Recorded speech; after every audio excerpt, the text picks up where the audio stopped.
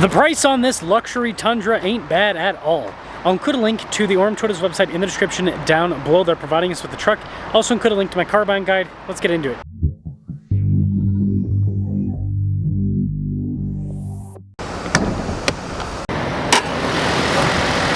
Under the hood is a twin-turbo 3.4-liter V6 that goes through a 10-speed.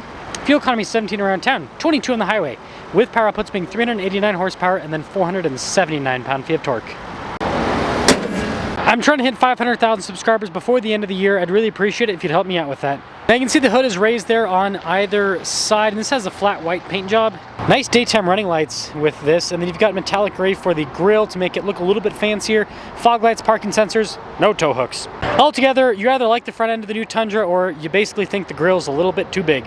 Tire wheel setup is 265 by 60 by 20. You've got silver with the metallic gray on the wheels and then metallic gray on the fender flares too. Got that chrome Tundra badge. You can see even the stem for the mirror cap is painted black. And then you notice the door handles are in chrome, and then you got your limited badge. This truck is coil sprung in the front and the rear, solid axle in the rear though. And then when it comes to the configuration, this is the crew cab with the shorter bed. Key fob features, we've got our lock and unlock function, tailgate drop down, Toyota logo at the bottom. We've got an outlet here on the bed. We have liners, so it's sticky, LED bed lights as well, so lots happening there. And when you're all done, this should be power up if I... Yes. There's also a button on the side to raise and lower the tailgate, as well as the normal button in the center. But yeah, that will cap things off for the exterior of this Tundra. This week's giveaway is all about muscle and luxury with two Cadillac V cars. The first of which is a CT5V Blackwing and the second is an Escalade V. Both these have supercharged V8s producing nearly 700 horsepower each. They also have tons of luxury and modern technology to match. Not only can you win both of these cars, but part of the giveaway is also $73,000 in cash to help pay for the taxes, and your donations go to help children's and veterans charities. Use code BHC or click the link in the description down below or in the pinned comment. This will give you 4x bonus tickets on any donation, $25 or more. Let's now check out the interior. So I've got soft touch here on the door panel. We've got this kind of like blacked out trim. You can see the seats perforated all down the center. And because this is a non-hybrid, you do get the underseat storage and then the flat loading floor up front. Legroom in the back is good. We also have a little storage pocket, some cup holders. We got some USB ports and an outlet. And then the headroom with the sunroof is actually a little bit cramped.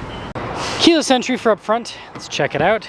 Blind spot monitoring with the mirrors. The mirrors do power fold in. You've got memory seats and then more soft touch on the door panel. 1,390 pounds of payload capacity. And then you can see the seats perforated all down the center. We've got power adjustments on the side with lumbar support. The passenger seats also power adjust both lumbar support. To the left of the steering wheel, I've got your heated steering wheel function, the button to turn off some of the safety tech auto stop start. And if we take a look at the steering wheel itself, you got the nice perforated trim on either side so you can get a slightly better grip. Practical controls on the front face, including your adaptive cruise control with your lane departure, controls for the center stack. You also have your volume and voice command controls. Digital gauge cluster, fully digital, which you can change information that's displayed, so it's a bit more customizable. You can also do an animation for the different drive modes. 360 camera system with this, and got a bunch of different viewpoints, good resolution with the whole system. Giant screen, shortcut bar here on the side.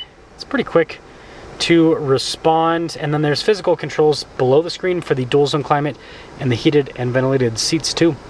Well, I just realized I should have got a little bit deeper underneath the truck. I'll explain in a second. So we got trailer backup camera system.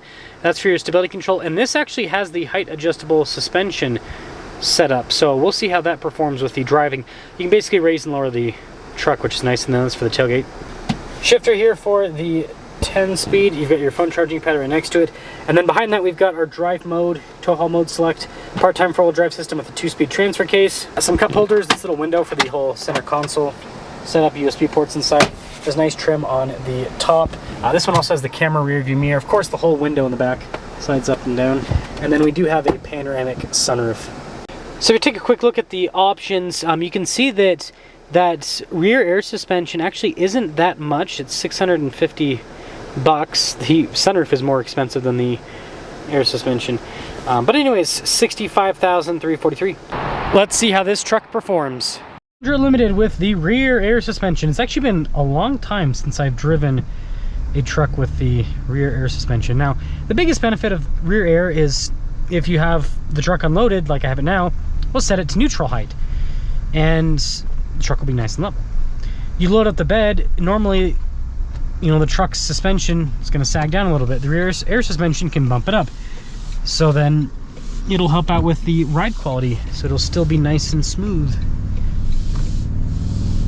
I just drove another Tundra right before this, and I can say that there is a perceivable difference with the rear air versus non.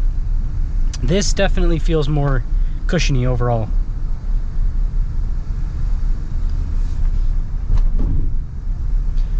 Still does the truck stuff. Yeah, it seems it's not like so much of a difference that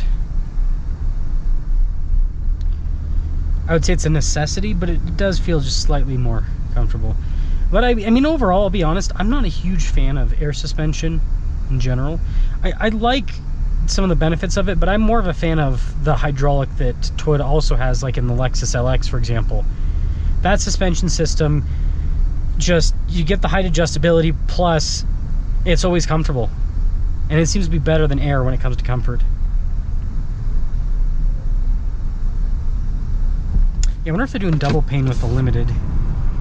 No, just single pane.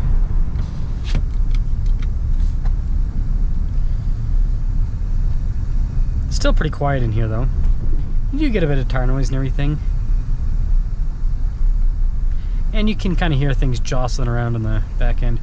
Sorry, I'm gonna go slow here. I'm just gonna, just because it's tight up here, I'm just gonna let this biker get through first before I... Also, he's not... No hands on the handlebars. Welcome to Utah. So many people, I'm serious, so many people here do that all the time. All the time. It's actually impressive, if you ask me. Takes a lot of core stability.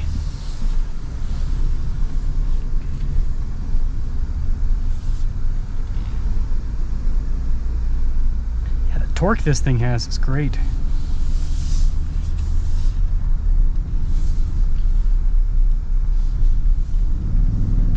A little bit of lag. It's the non-hybrid, so it doesn't have quite as much oomph as the hybrid, but it's still pretty good.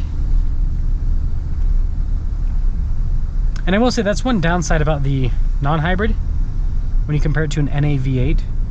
You know, the NA V8 is going to have that instant response, whereas this has just a little bit of lag.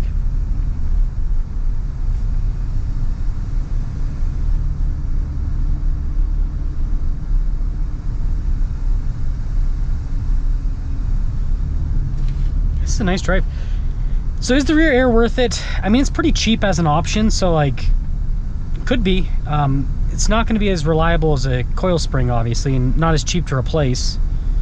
I shouldn't say it's not going to be as reliable. It probably is just as reliable as a coil spring, but it's the biggest thing is it'll be more expensive to replace an airbag than it is to replace a coil spring. So just something to kind of take into consideration, but I don't think it would be a make or break for most people. But yeah, it's definitely not like Ram's air suspension, because that's 4-corner. That makes a much bigger difference with ride quality and with overall performance of the truck. So let me know your thoughts on the Tundra with the rear air suspension, just the Limited in general. I think it's a pretty darn good value in the truck segment. I mean, everyone else is well over 70 grand for their like packages. Like, you know, look at LTZ, look at Lariat, look at Laramie. So Toyota giving you a 360 camera, rear view mirror, panoramic sunroof, rear air suspension, everything this has for mid-60s. That's pretty good value. So just next time you're shopping for a truck, go and drive a Tundra. You don't have to buy it. Nobody is forcing you to buy anything, but I do think it's worth at least looking at and at least driving. Because I think a lot of people, not a lot of people, I think there's some people that would actually prefer the Tundra over some of the other trucks because of the options and the pricing that this sits at. So, just my 2 cents.